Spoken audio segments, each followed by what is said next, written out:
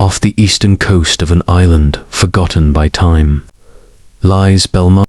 No neon lights, no tourist signs, just crumbling docks and rusted fishing boats, and a sea that never forgets. Locals don't talk about Belle-Mare. Not in the cities, not in travel blogs.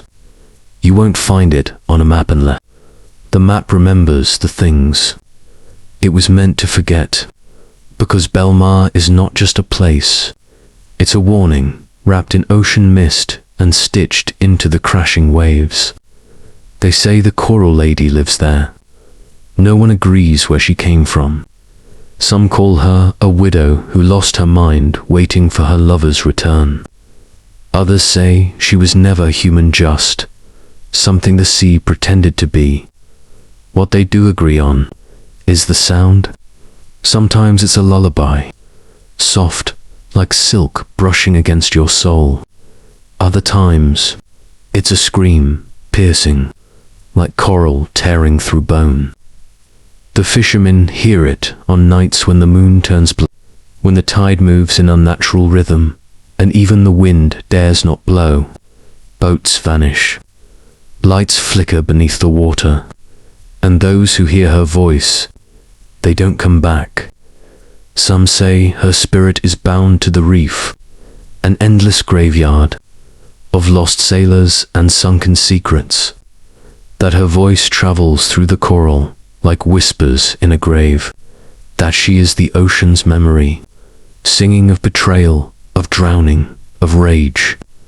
But there are newer stories now, of divers who went down with full oxygen tanks, only to never surface, of sonar readings showing strange harmonics, like a song woven into the current, of recordings that make the mind bleed. They call it the curse of the Coral Lady, and now you're here, listening, just like the others. But be warned, the sea doesn't just take the body, it takes the mind, the memory, the soul, and Belle-Mare is always listening. Chapter 1, Belle-Mare, the Forgotten Town. Belle-Mare wasn't on any official map. No travel guides, no GPS coordinates, no signs on the highway, no ferry routes leading in, just a forgotten name, passed from lips to ears, then buried under silence. It was the kind of place that shouldn't exist. A town faded into fog, tucked beneath cliffs where the sea carved its initials into the stone. A handful of houses slouched like tired ghosts. The windows stared like eyes that had seen too much. Roofs patched with tin. Laundry lines that hadn't fluttered in years. Only a few souls remained. Old fishermen with salt in their blood. Women who whispered to the sea as if it could answer. Children born with the taste of tide in their mouths. And stories that kept them indoors after sunset. Belle-Mare had no seasons, only moods. Some days the sky pressed down like a hand, heavy and grey. Other days the sun mocked everything with its brilliance, casting long, sharp shadows. But the fog was always there, thick, wet, watching. Tourists never came, and those who did, backpackers, thrill-seekers, lost souls, rarely stayed long enough to ask why the townspeople never swam, never fished near the reef, never walked the cliffs after dark. They say the sea here is not just deep, it's hungry. She comes with the fog, you know, the Coral Lady, draped in seaweed and rage. I seen her once when I was no older than a crab, standing on the reef at low tide.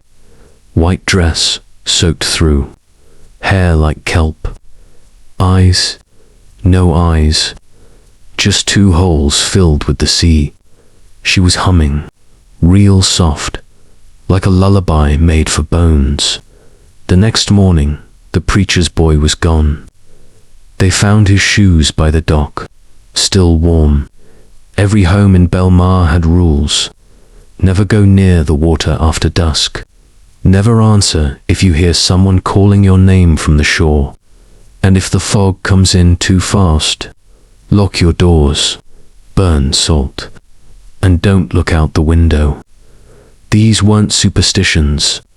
They were survival. The reef just beyond the docks was jagged like something that had been alive once, now fossilized in rage. Even the seagulls avoided it. They said the coral there was red, not from algae, but from memory, from blood. She waits there, they whispered, in the cracks, in the tide pools, in the silence.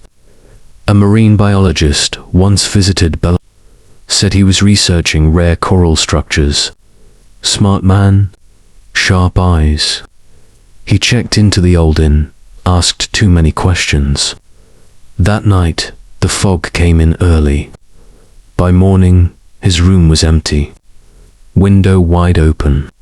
Salt on the sheets. They never found his body. Just his recorder, still running, with 7 hours of nothing. Except, maybe, one faint sound over and over again. A woman's voice, humming. The locals said nothing. They just nailed shut the window and waited for the tide to carry his memory away. She remembers. Every sailor that left, every promise broken, every scream swallowed by the sea. Belle-Mare doesn't want to be remembered, but some memories have roots, and some roots grow from coral. If you stay long enough, you'll feel it too. That pull, the tide in your chest, the voice in your dreams. And when you hear her calling, soft, sweet, sorrowful, it's already too late. Chapter 2, the legend begins. They say she was once a woman, not a ghost, not a myth, just flesh and blood, a fisherman's wife, quiet and kind. She lived in a small cottage on the cliffside, where the wind carried the scent of salt through every crack in the wood. Her name was Eloise. Eloise loved the sea, they said. She would rise before dawn to watch it shimmer under the first light. She'd mend nets while humming to herself, her voice soft, almost like a lullaby to the waves. But most of all, she loved her husband. His name is lost to time, but the story remembers their bond. He was a fisherman, brave and bold, and every morning he'd kiss her forehead and say, "Wait for me," she always did. Every evening she'd climb the worn stone path up to the cliff's edge, where the lighthouse once stood, and watch the horizon until his boat returned. Rain or shine, wind or calm, she waited, until the night the storm came. They say the sea that night was unlike anything the town had ever seen. Waves the height of houses, lightning tearing the sky like paper.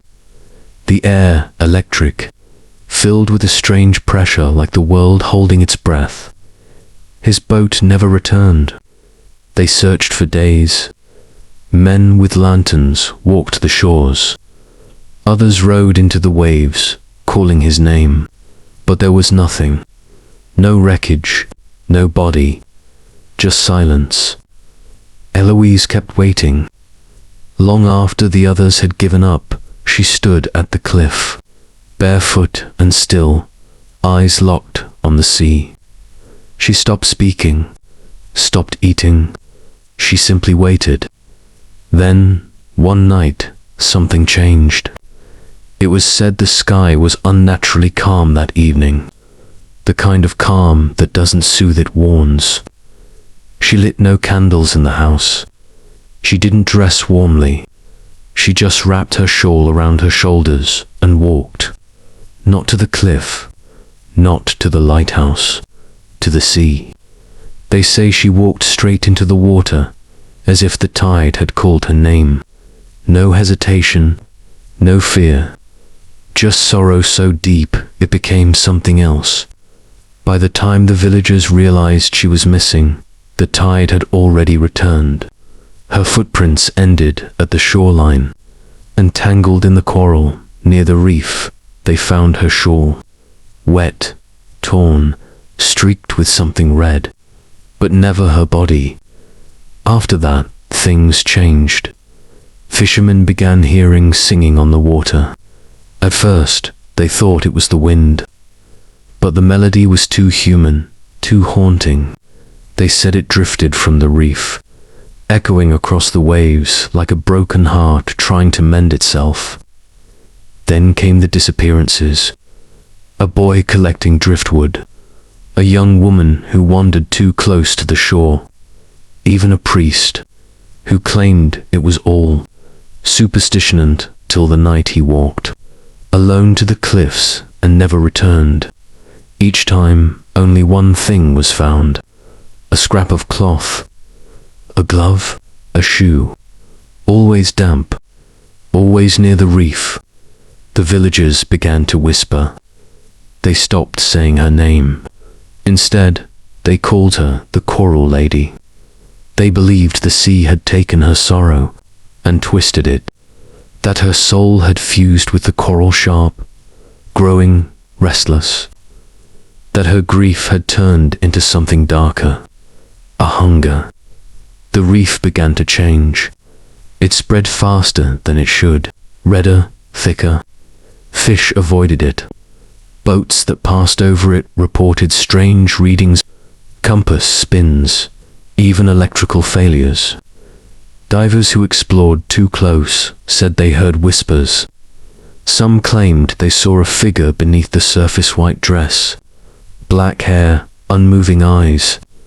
A few returned, but none of them were the same. They spoke less, dreamed more, and every single one eventually disappeared. It became a rule in Belle-Mare. Don't swim near the reef. Don't dive, don't listen. But even rules can't protect from memory. The Coral Lady isn't just a ghost. She is grief unburied. She is love unanswered. She is the echo of a promise broken by waves. And some nights, if the wind shifts just right, you can still hear her, waiting. Chapter 3: The Disappearances. From 1971 to 2015, 8 people vanished near the Belle-Mare Reef. 8 names now etched into old police files. Missing person flyers curled by time, and local memory passed from one hush to another. Each case was eerily similar. The skies were always clear. The water calm, glass-like. No wind, no sign of struggle. Then, silence. The first was a marine biologist from Lyon, Dr. Amélie Gravit. She was researching unusual coral formations in the Indian Ocean. Locals had warned her, gently, cryptically, the reef doesn't like questions. She smiled politely and set off with her diving gear and waterproof notebook. Her boat was found adrift the next morning. The logbook was dry, the oxygen tanks untouched, but she was gone. All that remained was her notebook, wedged in a crevice of the reef. Pages were torn, but one survived. A sketch, a figure, a woman with seaweed for hair, mouth open in a soundless scream. In 1979, it happened again. A pair of twin brothers, both amateur divers, eager to explore what they believed to be an undiscovered underwater cave system near Belle-Mare. They were young, brave, reckless. They dove just before sunset. Locals say the fog rolled in unnaturally fast that evening. Neither surfaced. Their gear washed up a week later, rusted at the edges like it had aged a century underwater. Their masks were cracked from the inside. In 1988, it was a Navy sonar technician. Then a documentary filmmaker, a treasure hunter, A travel blogger? Always the same pattern. Curiosity, calm water, then nothing. By 2015, the reef had claimed its 8th victim, a professional freediver named Lucas Meyer. He was experienced, had dived with sharks, explored under ice caverns, held multiple world records. He was also arrogant. He dismissed the stories of Belle-Mare as folklore for bored villagers. His last words, posted online the night before his dive, were, "Time to meet the coral lady myself."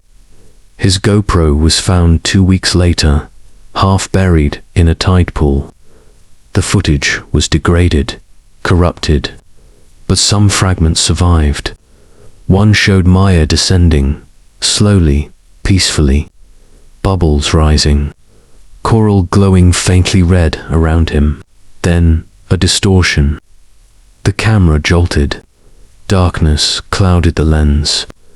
And faintly, so faintly, it was almost a trick of the ears, there was a melody. A woman's voice, humming, then screaming, and static. Among all the cases, only one person returned. A survivor.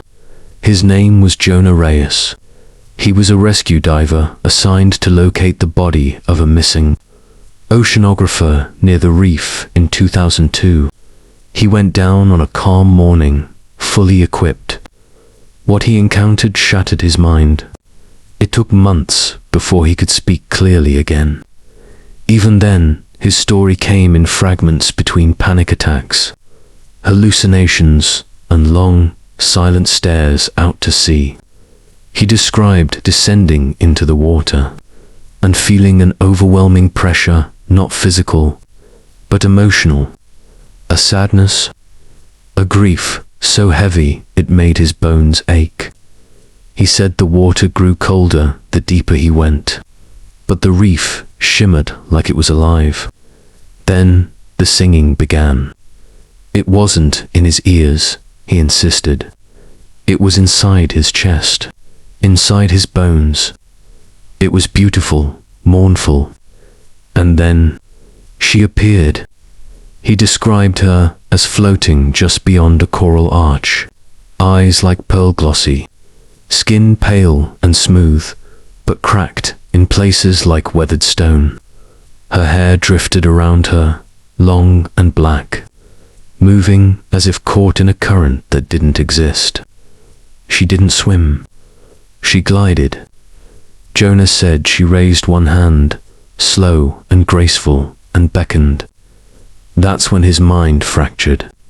He didn't remember surfacing, didn't remember how he got back to the boat. They found him curled in the corner, whispering a lullaby in a language no one recognized. He never dove again. He lives inland now, thousands of kilometers from the sea. He refuses to be near water. Even rain unsettles him. When asked if he believed she was real, his answer was always the same. She's not just real. She remembers every soul the sea took. And now, she's waiting for more. Some say the disappearances were due to natural hazards, rip currents, hallucinations from nitrogen narcosis, predator attacks. But the bodies were never found, not one, and the reef remains unchanged, unyielding, pulsing faintly red like a scar that never healed. Locals no longer speak of the coral lady in public, but they leave offerings by the shore, seashells, salt, bits of white cloth. They say it's not worship, it's respect, because in Belle-Mare, even silence has memory, and the sea never forgets. Chapter 4, The Audio Tape. A year after the last disappearance, something strange was recorded near the Belle-Mare reef. Not a sighting, not a testimony, but a sound. Dr. Lisette Vaan was a marine acoustic researcher from Geneva. She specialized in undersea frequencies, whale songs, tectonic shifts, volcanic gas eruptions. She had no interest in local legends. She came for data. She left with something else. Her goal was to study the sonic behavior of coral reefs affected by climate change. Belle-Mare, with its untouched reef system and eerie stillness, was a perfect candidate. She deployed hydrophones, microphones at 3 key points around the reef. They would record for 72 hours straight. On the first day, everything was normal. Fish chatter, subtle shifts in pressure. But on the second night at exactly 2:13 a.m. a signal appeared. It wasn't sonar. It wasn't natural. It was melodic. Dr. Vaughn didn't realize anything unusual until she reviewed the recordings back on her laptop. Dr. Vaughn, segment 38, time stomp 2:13. There's a tone here. Number, not a toner pattern. Layered harmonics. This is not seismic. It's too clean. Almost like a song. She played the audio over and over again. The frequency was low, but distinct, like a humming voice submerged deep beneath the ocean's pressure. It rose and fell in waves. Not random. Not chaotic. Deliberate. Dr. Vaughn, I ran it through the frequency fluctuates in rhythmic pulses, 1.3 second intervals, and it loops every 43 seconds. This is intentional. This is not nature. The sound became an obsession. She isolated it, amplified it, ran it through vocal modulation software. What she found chilled her. The frequency resembled the human voice specifically, a contralto register, female, but altered, like it was filtered through liquid stone. Each modulation revealed hidden layers beneath the melody-distorted echoes, fragments of syllables that almost sounded like a language. Dr. Vaughn called the recording the choral song. She sent it to colleagues in Norway and Japan. None could explain its origin. A linguist from Kyoto analyzed the waveform and concluded that it shared structural properties with ancient polyphonic chants, those sung by multiple voices weaving in and out of harmony. Except in this recording, there was only one voice, and it sounded like it was singing to someone. But the most disturbing discovery came from an AI-powered audio analyzer. The algorithm was designed to detect known languages, emotional cues, and voice models. When fed the choral song, the AI produced a single-line interpretation. She is still waiting. Dr. Vaughn dismissed it as an error, but then came the dreams. She started waking up at 2:13 a.m. every night, exactly when the signal had been recorded, always with the same sensation: water in her lungs, a voice in her skull, calling her name. Her final log entry, dated 12 days after the recording, was erratic. Dr. Vaughn, it's not a song. It's a memory. She's remembering through the reef. Every loss, every scream, every soul pulled into the choral. That same night, Dr. Vaughn disappeared. Her research vessel was found anchored but abandoned. Laptop open. Headphones still playing the choral song on loop. Divers later recovered the hydrophones. All 3 were intact. Only one continued to record. The last file captured a chilling sequence. It started with the choral song, soft as ever. Then, over the span of 43 seconds, the frequency shifted. The pitch grew sharper, the tempo faster, and then unmistakable sound layered beneath. A heartbeat, slow, measured, human. Then came a whisper so faint it could only be heard through enhanced spectral isolation. Lasette, followed by a burst of static. And then, silence. Experts who reviewed the data argued about interference, file corruption, hallucination by suggestion, but one physicist noted that the voice recorded from 300 meters beneath the ocean contained impossible for human lungs. The equipment was retired. Dr. Vaughn's disappearance was labeled as a presumed drowning, but the choral song remains. To this day, it has been analyzed by over 40 different institutions. Each one reaches the same conclusion: unidentified, origin unknown, not reproducible. But some say the song still echoes if you dive near Belle-Mare on a moonless night. Not from the reef, not from the ocean, but from inside your mind, like a memory that was never yours, sung back to you from below. Chapter 5. The Theory. The Coral Lady. To some, she's a ghost.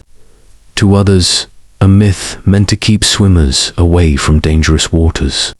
But there's a theory, one that's far stranger and far more terrifying. It begins not with folklore, but with biology. Coral is ancient. The oldest reefs on Earth are over 500 million years old, predating dinosaurs, trees, even the continents as we know them. These reefs are living structures. But what if they're more than just alive? What if something is living inside them? In 2016, a controversial paper published by Dr. Malik Bader from Cairo proposed a radical idea that some coral formations exhibited patterned resonance, behavior vibrations triggered not by ocean currents or marine activity, but by internal oscillation. He believed the coral might be generating sound complex, harmonic frequencies not unlike language. His hypothesis: the reefs were communicating. The scientific community dismissed the theory. No brain, no nervous system, no consciousness. Impossible. But then came the data from Belle-Mare, and everything changed. The choral song, as recorded by Dr. Lisette Vaughn, showed layered harmonics that matched no known geological or marine acoustic pattern. But when mapped spatially across the reef's structure, it formed a pattern, a network, like neurons. The idea gained traction in fringe circles. If the reef behaved like a brain, could it store memory? Could it react? Could it learn? A podcast episode from the underground show, Echo Mind, explored the idea in chilling depth. Conspiracy host: we're talking deep sea intelligence, people. An entity that lives in coral, possibly born from a symbiotic relationship between organic reef matter and something not from Earth. I mean, who's to say what fell into the oceans millions of years ago? What merged with ancient reef structures? This thing, it doesn't eat bodies. It feeds on consciousness. That's why the choral song isn't just sound. It's resonant data, encoded memory, trauma, grief, and maybe, just maybe, sentience. The theory spread across conspiracy forums. Users began calling her not the Coral Lady, but N9, because she had allegedly appeared in 9 different cultures, seafaring myths under different names.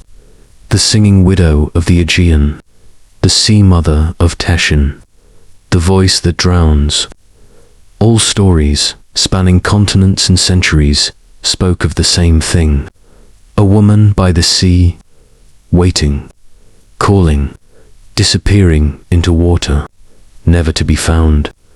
Those who believe in Entertine claim it is not a single being, but a signal, a consciousness that propagates itself through the ocean floor, using coral as a host.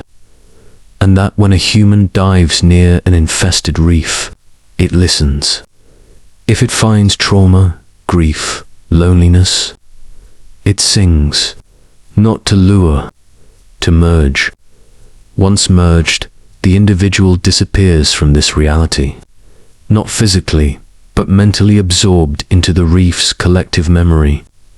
Some divers who survived an encounter with the coral song report vivid hallucinations weeks after, dreams of drowning, visions of underwater cities, languages they've never heard, yet somehow understand. One man, Jacques Ravel, a deep-sea technician from Marseille, disappeared for 7 minutes during a dive near Belle-Mare. His camera went static. Comes cut. He resurfaced, gasping, eyes wide but alive. Later, in an interview, he said only this: "It wasn't a dream. She showed me the reef's memory, 1 billion years of silence and screams." He later checked into a private psychiatric facility and never dove again. Researchers trying to disprove the Coral Lady theory ran a strange test. They played the choral song in a soundproof room to a group of blindfolded volunteers. No context, no backstory, just the sound. Over 60% reported emotional flooding, a rush of memories they could not identify as their own. Some wept, others trembled. One participant screamed when shown photos of Belle-Mare. 3 out of 10 claimed they recognized the coastline, despite never having been there. Is this proof of an alien intelligence, a mass hallucination, or something deeper? A living memory, encoded in biology, passed down through coral like a neural relay, waiting for minds to receive it. Two believers, Entertainine is still evolving, still learning, and each person who hears the song becomes a part of her, a neural node in an ever-growing consciousness beneath the sea. They don't fear her, they revere her, they call her the listener in the deep, and they believe she's not done singing yet. Weeks after her final dive, Dr. Lisette Vaughn's submersible was found floating on the surface of the sea. No distress signal, no signs of damage, just the boat and her headset. The submersible, a state-of-the-art model designed for extreme depths, was equipped with cameras, sensors, and a communication system.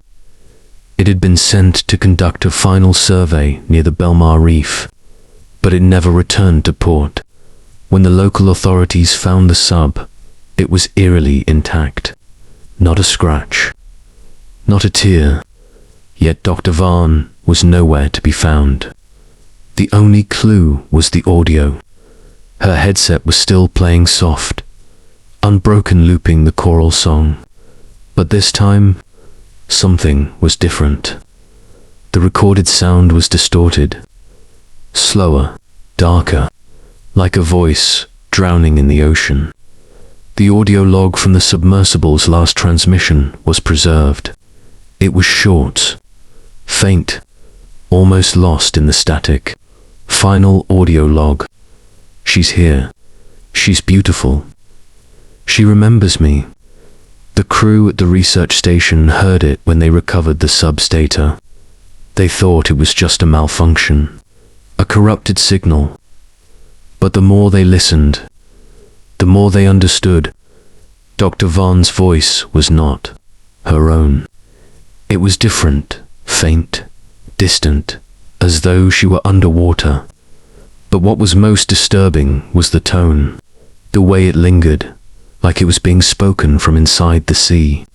The authorities claimed it was just a breakdown in communication, an electrical failure. But those who knew Dr. Varnos, who had studied her work, couldn't shake the feeling that something deeper was at play. The choral song. It wasn't just an anomaly. It wasn't just a recording. It had become a link. Weeks after the disappearance, another anomaly was discovered. A dive team exploring the reef near Belle-Mare found strange markings etched into the coral. These weren't natural formations. They were deliberate, circular patterns, perfectly round, like they had been carved by human hands. But no diver had ever been close enough to the reef to leave such markings. And the coral didn't grow that fast. One of the divers, a man named Julian Rain, described the markings as memory. When he touched them, he said he felt a surge of imagistic flashes fill his mind. A woman standing on the shore, calling, a shadow moving beneath the water, and the feeling of being watched. He couldn't shake it. Not when he surfaced. Not when he went home. The moment he left the water, the memories began to fade. But in the depths, beneath the surface, the feeling lingered. And then there was the journal entry. A fisherman, known only as Matteo, found a small notebook washed up on the shore near Belle-Mare. It belonged to Dr. Van. It had been soaked, but most of the pages were legible. The final page read, Dr. Van's final journal entry. I am no longer sure if I am speaking with my own voice. The choral song. It is not just sound. It is a signal. It is a memory of something older than us. She remembers. She has been waiting for me, and now I remember her, too. The discovery of this journal only deepened the mystery. Did Dr. Van make contact with the coral lady? Had she heard the song, too, and become part of it? The investigators who reviewed the case found no evidence of foul play, no signs of struggle, no indication of where she could have gone. They theorized that Dr. Van had simply become disoriented, perhaps in a moment of weakness, and wandered off. But there was something they couldn't explain. The submersible's camera, in its final moments, had captured a single frame before the signal went dead. It was a blurry image, but one thing was clear. A figure, submerged in the water, glowing faintly. Some claimed it was the shimmer of coral. Others said it looked like a woman. A woman with long, flowing hair, made of seaweed. The camera's footage wasn't conclusive, but it was enough to send chills down the spines of anyone who saw it. Dr. Van had always been a woman of science. She believed in facts, in data, but the moment she ventured too deep, she found something no one was prepared for. She had heard the choral song, and it had called to her. Perhaps she had become part of it, too. A part of the reef, a part of the memory, a part of the entity that lived beneath the waves. And now, it was waiting for the next to hear its call. Belle-Mare remained silent. The waters calm. The town, forgotten by time, lies still beneath the fading light of day. But if you listen closely, just beyond the reach of the shore, you might still hear her, the coral lady. Her voice, soft, distant, but unmistakable, calling to those who dare to listen, calling to those who seek the truth beneath the waves. Some say she waits for the lonely, for the lost. Others believe she calls for something else, something deeper, something ancient. And if you hear her, you may never leave.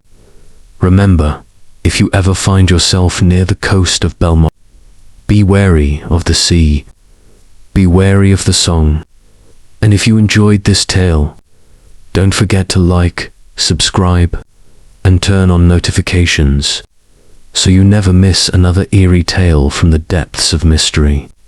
We're just getting started. Until next time, keep listening. You never know who or what might be calling.